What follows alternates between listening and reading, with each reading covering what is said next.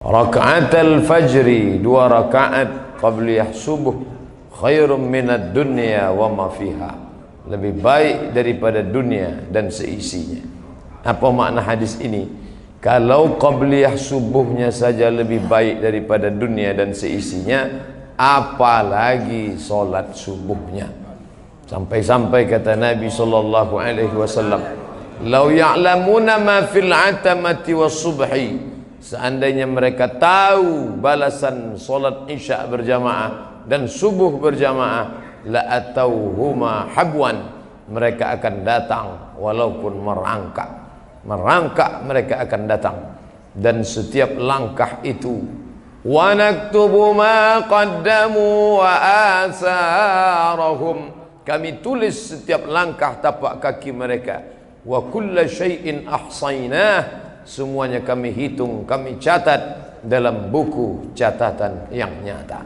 Setiap langkah kaki, langkah pertama menghapus dosa, langkah kedua mengangkat derajat, langkah ketiga menghapus dosa, langkah keempat mengangkat derajat. Kalau ada yang berkata, kami tidak melangkah kaki tadi Pak Ustaz, kami naik kendaraan, maka setiap tetes bensinnya pun dibalas Allah SWT. Kami tidak pakai bensin, pakai solar, setiap tetes solarnya pun juga dibalas Allah. Kami tidak naik kendaraan, numpang sama kawan, setiap tumpangannya pun dibalas Allah SWT.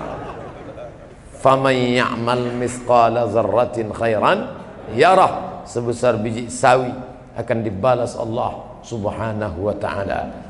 Maka subuh ini melimpah ruah.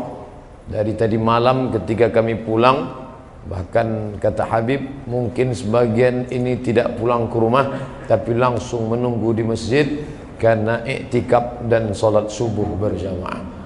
Nampak ramai syiar. Apa maknanya ini? Tentu ini diliput dengan televisi live, siaran langsung, bahkan ada juga yang melalui internet streaming. Maka orang-orang yang berpikir akan melakukan perbuatan dosa dan maksiat, melihat kita ramai ini, mereka berpikir 2 kali. Jangan macam-macam dengan umat Islam. Di tempat lain boleh sedikit, tapi di Palembang luar biasa mereka. Jangan macam-macam dengan umat Islam. Nampaknya mereka sedikit kalau di tempat yang lain, tapi pada solat subuh, kalau solat subuh sudah macam solat Jumat, disitulah gentar, disitulah akan merdeka Palestina. Allahu Akbar. Palestina kata orang tak mungkin merdeka Pak Ustaz. Allah berjanji dalam hadis Nabi sallallahu alaihi wasallam, sampai-sampai batu pun akan berkata, apa kata batu? Ya abadallah, wahai hamba Allah, hadza kafirun uqtulhu, ini di belakangku ada orang kafir bersembunyi yang tidak bersaksi menolong agama Allah, hanya pohon syajaratul gharqad. Subhanallah, Masya Allah, hari ini Palestina ditumbuhi tanaman yang hijau. Mata kita melihat dari perbatasan Rafah, 2 kota yang dipisah, satu diambil oleh Mesir, satu masih dijajah oleh Israel, dan pokok-pokok kayu gharqad tegak berdiri seperti pinus. Mereka sengaja menanamnya karena akan menanti kedatangan Mesias, sang juru selamat yang dijanjikan di akhir zaman. Tapi janji itu pula yang ditagih, diminta orang beriman dengan ramainya mereka solat subuh berjamaah. Mudah-mudahan kita termasuk orang yang istiqomah sampai akhir hayat insyaallah. Amin ya rabbal alamin. Allahumma barik li ummati fi bukuriha, berikan berkah pada umat ini pada waktu paginya. Doa Nabi SAW, Nabi mengatakan, berkahi umat ini pada waktu paginya.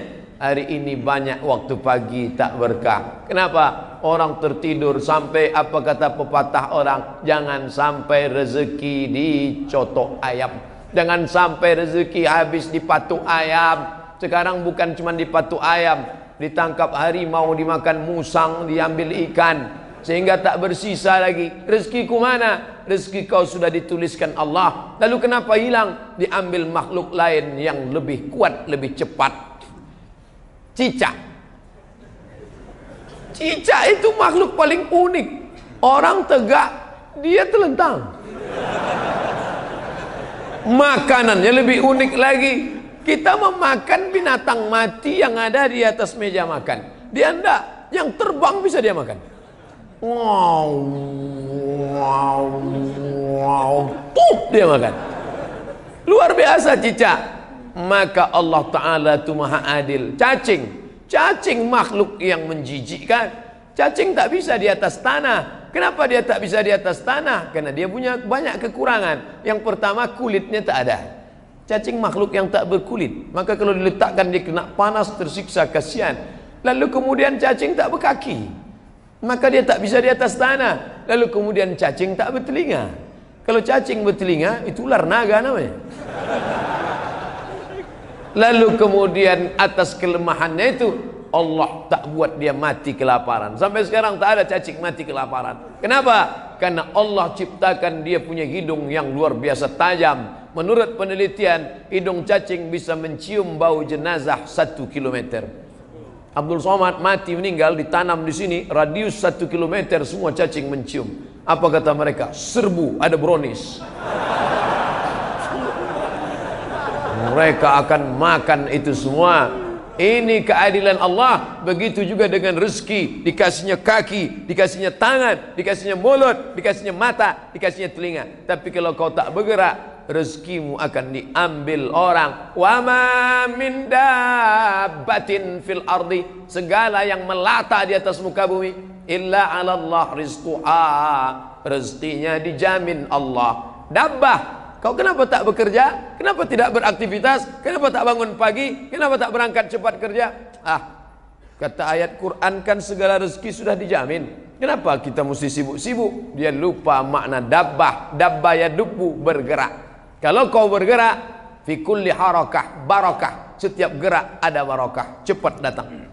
Andai tadi kita tidak datang ke masjid ini, masih juga tidur sampai jam 6 kurang 15 ini, maka sudah berapa yang tertinggal. Tak dapat salam dari Pak Wali, tak dapat salam dari Pak Imam, tak dapat salam dari Pak Protokol, tak dapat salam dari Ustaz Abdul Somad, tak dapat doa dari para habaib, tak dapat kebaikan Asmaul Husna. Maka 6 rezeki sudah hilang. Itulah maka cepat-cepat datang ke masjid. Ini banyak anak-anak muda yang katanya sudah ikut hijrah, yang katanya sudah ngaji, tapi hanya hafal dalil-dalil, kelahi, debat masalah kunut subuh. Yang satu mengatakan pakai kunut, yang satu mengatakan enggak pakai kunut, sampai berdebat jam 2 malam. Besok dua-duanya tak sembahyang subuh.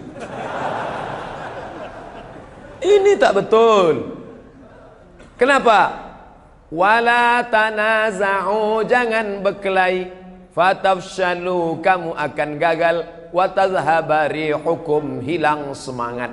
Kalau sudah kelahi, kamu akan gagal, hilang semangat. Nata'awan fima tafaqna, mari kita bekerja sama pada yang kita sepakati. Wa nata'adzar fima ikhtalafna, mari kita berlapang dada kalau ada perbedaan. Hanafi, Maliki, Syafi'i, Hambali, Muhammadiyah, Nahdlatul Ulama, FPI, semuanya sepakat solat subuh itu wajib. Tunjukkan sama saya mana mazhab yang mengatakan solat subuh sunat. Tak ada. Semuanya sepakat solat subuh wajib. Tapi teknisnya berbeda. Yang satu pakai usolli, satu tak pakai usolli. Yang satu bismillah jahar, yang satu bismillah silent. Yang satu pakai kunut subuh, yang satu tak pakai kunut. Yang satu telunjuknya sekali angkat, yang satu berputar-putar. Itu saja teknisnya. Yang satu duduknya tawarruk, yang satu duduknya iftiras. Ini perkara-perkara sunat. Maka kita berlapang dada menerima perbedaan. Lalu kemudian setelah itu bekerja sama. Betapa indahnya kalau ditanya orang, kamu kenal dia di mana? Aku kenal dia di Masjid Agung. Masjid Agung mana? Masjid Agung Sumatera Selatan, Palembang. Oh, kapan tuh kenalnya? Waktu kami sholat subuh berjamaah. Terus sama-sama kehilangan sandal. Apa yang terjadi? Rupanya sandal kami mirip. Sandalku dipakai dia, sandal dia dipakai aku. Akhirnya kami pun bersahabat. Indah. Tanya kawan sebelah, kamu kenal dia di mana? Kami sama-sama di Jakarta. Ngapain? Sama-sama mabuk. Apa kerja di Jakarta? Kami sama-sama dugem. Apa dugem tuh? Duduk sambil gemetar. Maka perkenalan di masjid, yang muda-muda sudah hijrah, sholat subuh paling berat aja dia datang, apa lagi sholat zuhur, sholat subuh paling berat aja dia hadir, apalagi sholat maghrib. Dan semangat ini harus tetap dijaga. Maka buatlah komunitas. Antar ustadz-ustadz sudah membuat komunitas maspurah. Antar ulama dan umara membuat komunitas kerjasama, karena tak bisa main sendiri-sendirian. Ustadz dengan ustadznya, umarok dengan umaroknya. Di Palembang kita melihat ulama berjalan bekerja sama. Malam tadi Pak Wakil Gubernur hadir, subuh ini Pak Wali datang, maka nampak sejalan antara ulama dan umarok. Lalu kemudian antar komunitas anak-anak muda. Kenapa dari tadi ustadz nyebut anak muda, anak muda, anak muda? Adapun orang tua yang sudah ke masjid memang sudah selayaknya. Kalau sudah tua tak ke masjid, kapan lagi? Nunggu jadi jenazah. Ada orang-orang yang tak pernah ke masjid, tapi begitu dia ke masjid, bukannya di belakang imam, langsung di depan imam. Tak pernah mau sekalipun, saking sombong angkuhnya, tak mau di belakang imam. Alah, apa itu imam? Dia kan manusia, aku manusia, ngapain aku di belakang dia? Memang betul Pak, terakhirnya kau di depan imam langsung diletakkan imam. Allahu Akbar, Fatihah, Allahu Akbar, salawat, Allahu Akbar, Allahumma firlahu warhamhu wa'afihi wa'afu anhu, Allahu Akbar, Allahumma la tahrimna ajrahu, salam. Tapi Pak Imam tak sakit hati, dia baik. Apa kata dia? Apakah jenazah ini baik? Baik. Untung saya tak ada di situ. Kalau sempat saya ada di situ. Apakah jenazah ini baik? Tak baik. Dulu dia tak mau di belakang imam sama sekali. Apa kata Pak Imam? Jangan marah-marah Ustadz Somad. Bagaimanapun juga dia ini adalah hamba Allah. Mari kita antar kepada cacing-cacing yang sudah menunggu dia. Maka sampai masanya kita akan mati juga. Yang kita bawa ini mana? Inilah langkah-langkah kaki. Inilah sholat berjamaah. Inilah salam bersalaman. Mamin muslimah ini ada dua orang muslim yaltaqiyani berjumpa wa yatasafahani berjabat tangan illa ghufira lahuma diampunkan Allah dosa keduanya malam yatafarraqa sebelum berpisah diampunkan Allah bersalaman. Assalamualaikum Pak Wali apa kabar? Assalamualaikum Habib Mahdi apa kabar? Assalamualaikum Ustadz Buya Kiai apa kabar? Berjumpa bertatap muka, mata bertatap mata, mata jendela jiwa. Ada semangat magnet. Apa kabar? Sehat-sehat. Selesai sholat, salaman. Habis sholat, salaman. Assalamualaikum warahmatullahi. Assalamualaikum warahmatullahi. Tadi saya diajak salaman sebelah kanan, saya salaman. Diajak salaman sebelah kiri, salaman. Pak Ustadz, apa boleh salaman selesai sholat? Apa salahnya? Kata Imam Nawawi, kalau sebelum sholat tadi sudah salaman, habis sholat ada yang ngajak salaman, ya boleh, mubah. Yang belum sholat tadi dia belum salaman, selesai sholat dia salaman, sunnah. Sebelum sholat belum salaman, selesai sholat baru salaman, sunnah. Sebelum sholat sudah salaman, habis sholat salaman lagi, mubah. Yang nggak boleh itu sedang sholat salaman. Allahu Akbar. Pak Wali saya Pak. Itu baru tak boleh. Tak usah dipermasalahkan yang tak masalah. Maka ini semua menjalin ukhuwah Islamiyah. Apalagi anak-anak muda yang sudah hijrah ini. Padahal ini malam Ahad, malam libur, malam Minggu, orang tengah malam, tapi subuh masih tetap ramai, melimpah ruah sampai ke belakang, sampai ke tepi jendela. Apa maknanya? Ini menunjukkan anak-anak muda tidak tinggal sholat subuh berjamaah. Allahu Akbar.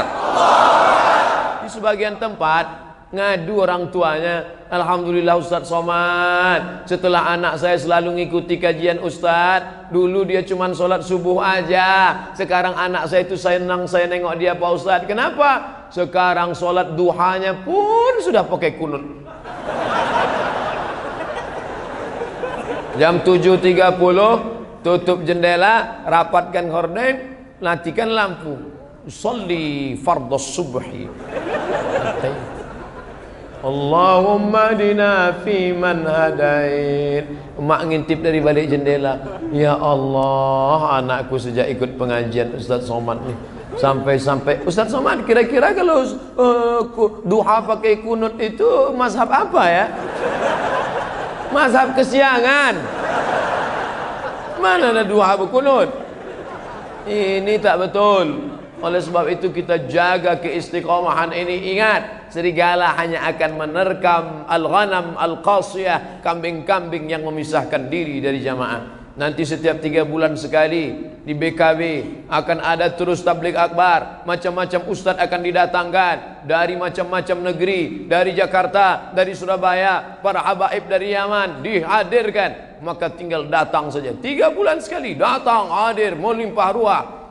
Apa setelah itu? Deklarasi, berbagai macam deklarasi. Deklarasi tolak narkoba, deklarasi tadi malam majukan ekonomi umat, belanja kepada orang-orang Islam dengan berjamaah. Maka bukan sekedar datang, ngumpul, pulang, enggak, tapi ada langkah-langkah setelah itu. Macam-macam ustaz. Jangan ustaz somad teruslah. Oke, macam-macam ustaz. Sekarang kan ustaz ini ada spesialisasinya. Ada ustaz yang khusus zikir aja, Ustaz Arifin Ilham. Subhanallah walhamdulillah wala ilaha illallah wallahu akbar. Muhasabah, ya Allah, dosa kami begitu banyak ya Allah. Oh, nangis semua jamaah. Apa yang kau tangiskan? Sertifikasi belum cair. Nangis itu karena dosa, karena maksiat. Wah, 3 bulan yang akan datang, undang lagi ustadz yang lain. Apa nih? Sedekah. Marilah bisa bersedekah. Ada yang sakit mau sembuh, sedekah. Ada yang belum nikah mau nikah, sedekah. Yang sudah nikah mau nikah sekali lagi, sedekah. Wah, ayo bentang semua, buka. Siapa? Ustadz Yusuf Mansur, spesialis sedekah. Dah 3 bulan lagi undang lagi Agim. Jagalah hati, jangan kau tangisi. Jagalah hati, lentera hidup ini. Ini semua beraneka ragam macam-macam. Saya ustadz yang serius-serius ni tak mau saya Pak Ustadz. Saya mau ustadz yang macam wayang. Ustadz cepot. Masa ustadz terus? Saya mau ustazah lah. Mama Dede. Tak ada alasan untuk tidak mengaji. Ini semua dalam kerangka apa? Yang penting orang mau ngaji aja dulu. Habis itu baca kitab sama habaib sama ulama. Tapi jangan lupa anak-anak kita pendidikan agamanya. Ini kenapa bisa subuh ramai macam ini? Karena orang Palembang mendidik agama kepada anak cucu diwariskan dari para ulama dulu. Baca kitab kuning, baca. Saya ceramah di mana-mana banyak juga yang ngasih hadiah macam-macam. Pergi ke sana mereka kasih batu cincin, pulang sampai 3 batu. Pergi ke sana dikasih sal, dikasih sorban. Tapi ketika saya ceramah di Palembang, datang ibu-ibu, ada yang mau kami beri ke ustaz. Saya udah curiga, jangan-jangan asal jangan anak gadis saja lah. Apa namanya bu? Ini buku almarhum ayah kami. Tak terbaca oleh kami. Kami takut dia menjadi dimakan rayap. Maka kami tengok ustaz tausiah ceramah, ustaz baca, mudah-mudahan pahalanya mengalir. Boleh ustaz tengok, ceritakan apa isinya. Baik bu. Begitu saya buka, oh ini bu tafsir. Ada ulama 2 orang, namanya Jalaluddin Abdul Rahman As-Suyuti, satu lagi Jalaluddin Al-Mahalli. 2 Jalal. Maka 2 Jalal, Jalalain. Inilah tafsirnya. Berarti ayah ibu dulu sudah punya kitab tafsir ya. Ini ustaz buku apa? Ada fikih 4 mazhab bu. Yang paling tua Hanafi, nomor 2 Maliki, nomor 3 Syafi'i, nomor 4 Hambali. Maka 4 mazhab ini disusun oleh Imam Al-Jaziri. Inilah kitabnya. Jadi ini kitabnya Pak Ustaz. Ya. Tapi jangan karena udah saya jelaskan berubah niat tak jadi. Akhirnya buku itu saya bawa ke Riau, saya foto, saya buat kenang-kenangan dari ibu-ibu di Palembang memberikan buku. Apa maknanya? Berarti datuk-datuk nenek moyang mereka dulu orang-orang yang peduli kepada pendidikan agama. Maka ini terus dilanjutkan. Kalau tidak, anak-anak kita ini kepalanya dirusak macam-macam. Twitter, BBM, WhatsApp, Instagram, YouTube. Ini dipakai orang kafir untuk menghancurkan anak-anak kita. Tapi ternyata orang Palembang memanfaatkan ini. Twitter, YouTube, BBM, WhatsApp. Bukan mereka pakai untuk buat dosa, dipakainya untuk nonton ceramah.